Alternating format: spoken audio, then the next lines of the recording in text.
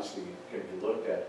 This is also a committee suggestion too, is this is a cost saving long-term in the capital side. So it definitely can be something that the committee does its final recommendations.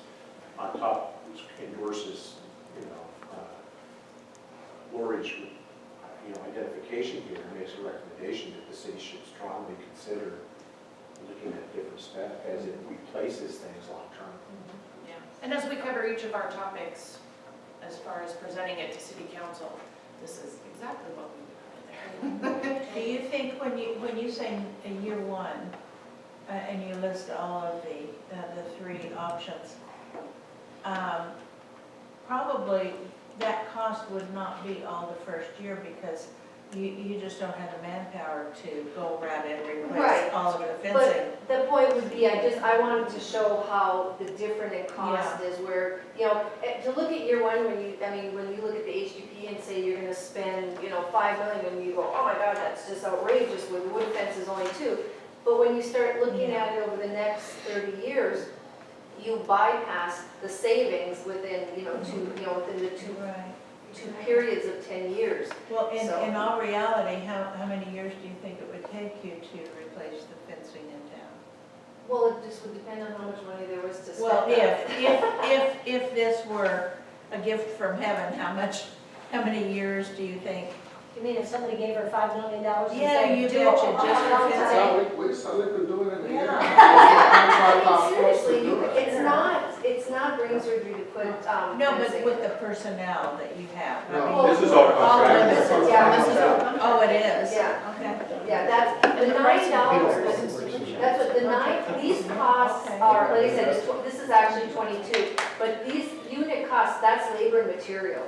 And that's, like I said, I went up a smidge on the wood fence. It was last year's bid was $770, but we have a bid out right now, which opens, I think, on the 18th. So I'll know what the current cost is. We're doing 15,000 linear feet, so we'll see. But the 2L vinyl fence, we just contacted Gonzalez. They gave us at $9. So these are very realistic unit costs. Do you ever consider How much? putting fencing in those areas that do not have fencing now? I.e. the Second Street or something like that, a main thoroughfare that doesn't have the fencing to protect the horses from the traffic? Yes, and that's right there. That's that one right there. For areas we don't have fencing, there's trail. That's why I included that.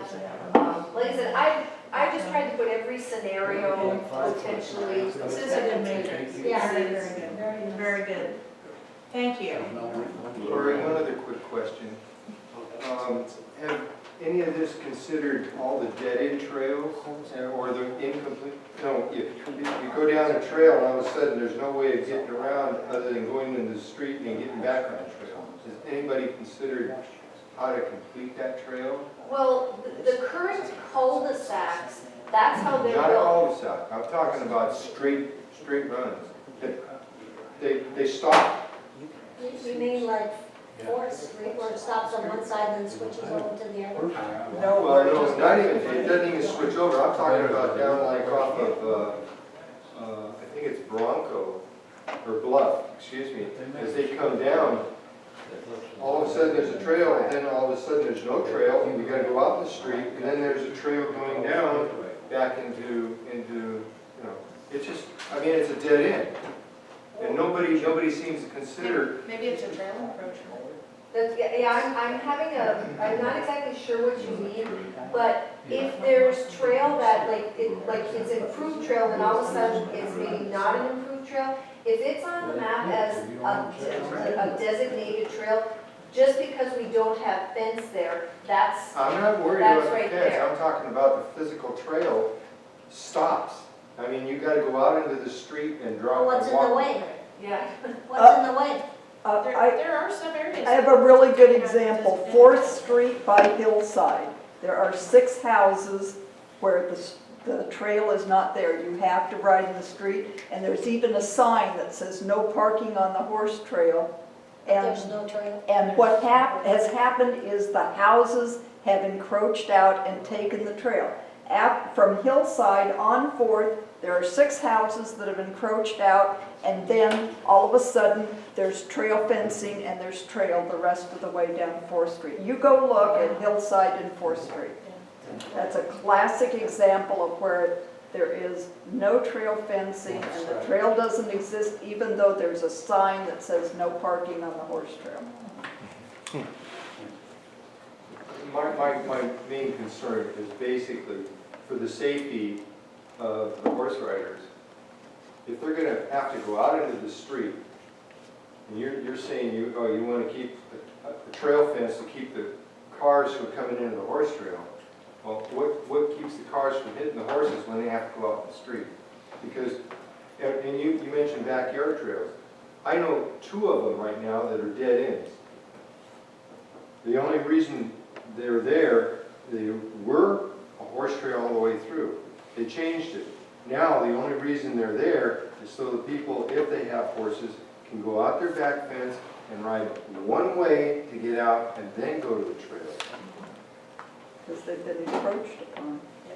Yeah, I mean, I just wondered if anybody's looked into the trail system itself.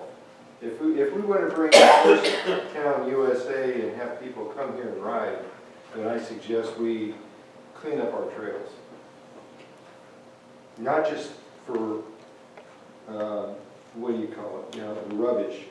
I suggest we do it to get people to know where our trails are, where they can ride, where they can park, where they can stop their horses and their horse trailers, and then have a good time. I mean, our people are going to Fallbrook, to San Diego, and who knows where. People need to come here. Raising taxes, hey, fine, you're taxing our community. That makes no sense. If we're paying the taxes, well, if we have people come in, let the people coming in pay the extra tax. Or at least bring them into town, let them use the facilities, let them go to the hotels, let them use our grocery Sales stores. tax, that's how that works. But if we put the sales tax up, then, sorry, the people here are gonna go elsewhere to buy their merchandise. Not for that difference. Tool trails. On your DG, Put up a gate charge. you've got 5, 9, and 18 cents a square foot. Is that material only?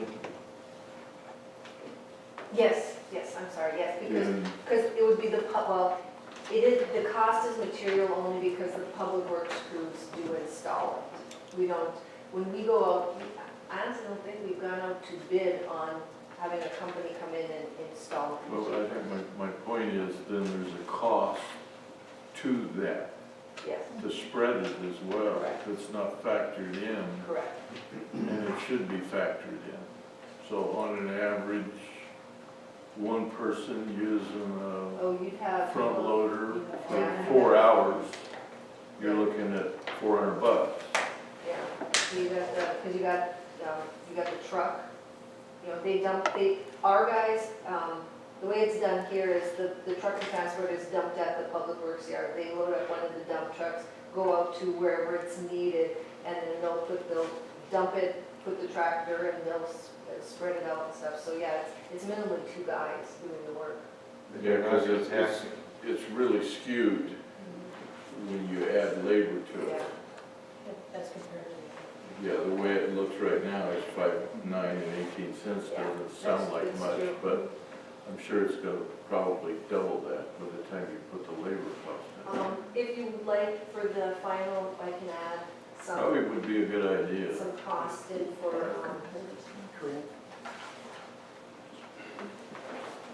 All right, do we have any other questions from the committee? Comments? Ted?